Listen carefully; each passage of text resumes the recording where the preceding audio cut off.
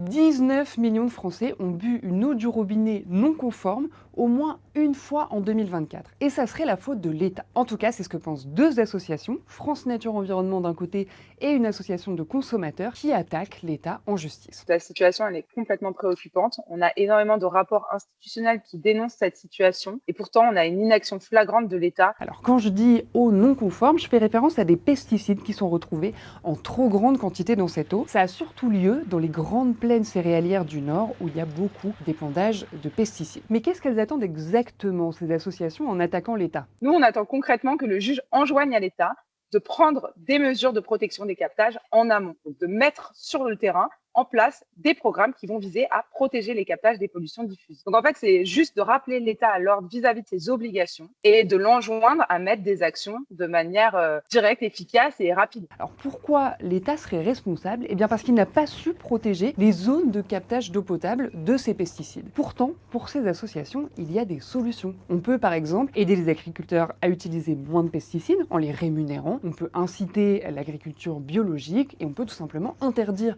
l'utilisation de pesticides quand ces zones elles sont déjà trop polluées. Alors est-ce que ça sert à quelque chose d'attaquer l'État en justice? Parfois oui. L'État est par exemple obligé depuis 3 ans, pendant l'hiver, de fermer la pêche dans le golfe de Gascogne pour protéger les dauphins. D'ailleurs, ces associations ne sont pas les seules à pointer la responsabilité de l'État. En 2024, un rapport d'inspection de plusieurs ministères parlait déjà d'échec global de la politique de protection de l'eau sur les pesticides.